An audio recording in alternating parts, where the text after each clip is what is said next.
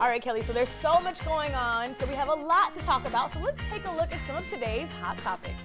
Lights, camera, and action. This one is hot off the press. The Emmy nominations have been announced, and leading the pack with 32 nominations, it's no surprise, it's Game of Thrones. It's my favorite show. Now this morning, actors Kim Jong and Darcy Carden announced this year's list of award hopefuls from the TV faves like The Good Place, House of Cards, When They See Us, Top Chef, and so much more. GOT and Veep are among the top nominees this year, and there are also a lot of firsts this year. This Is a Star Mandy Moore celebrates her first nom along Game of Thrones Sophia Turner and Pose's Billy Porter, to name a few.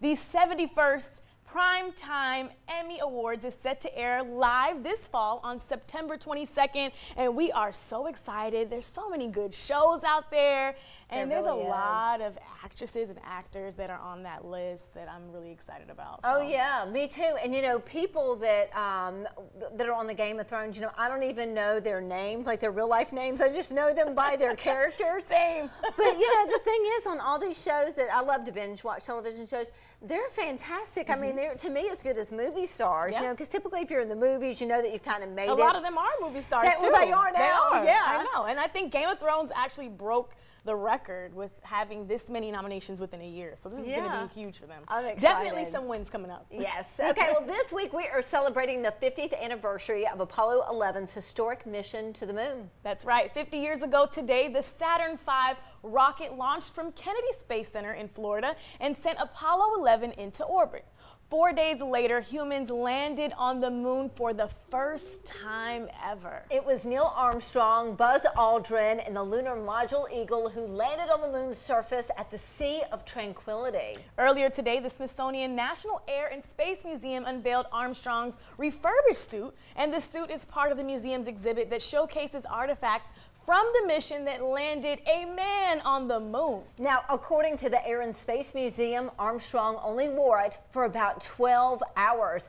And that's a pretty fresh suit. Yeah, 12 it really hours, is. brand new. Uh-huh. Over 600 million people watched that. Yeah, they were just glued to their television. And the cool thing to me, Amanda, you know, we never forget the phrase, you know, they've gone where no man has gone before. It's just crazy. And a step for a man, and then a step for mankind. It's unreal. And of course, you know, I bet that there's going to be more people flying to the moon, going to the moon. It's really cool. And he's the first. He set the, you know. He set that. Yeah. That's awesome. It started out as a routine traffic stop for a South Carolina deputy. But instead of writing a ticket, he ended up saving a young life, and it was all caught on camera. That's right. Officials say Deputy Kimbrough pulled over a car for speeding.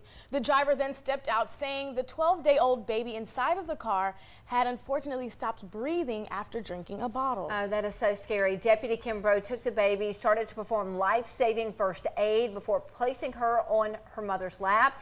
His heroic actions worked. The little girl started breathing again and was said to have a strong pulse when EMT arrived. Deputy Kimbrough was awarded a life-saving medal for his actions, and in a situation like this, Kelly, like, you have to think so quick on your feet. Like, you think it's a routine traffic stop, but he ended up saving a baby's life, and, you know, thanks to the body cam that he had on there, we were able to see all of it unveiled in front of us, and he literally sped straight to the hospital.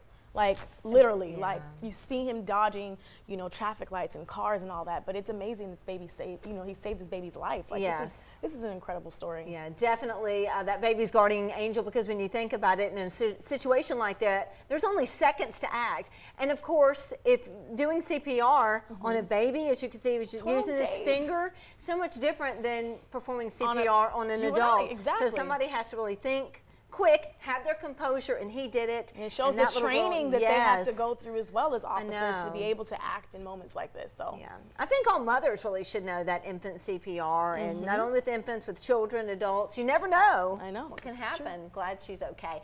Diapers are a dad thing, not just a mom thing. It's true. And Huggies finally caught on to it. Check out this. For the first time ever, the company is featuring dads on the front and center, babies in ads, and packaging. Quite a shift for the company that once got criticism for ads that portrayed fathers as disconnected from their kids. There are 7 different box designs in the new premium diaper line, 3 with men and babies, and then 4 with women and babies. And these diapers started rolling out to stores this month. So maybe when Dad's kind of grocery shopping or picking up some things, maybe he'll kind of feel, you know, like the cool dad with the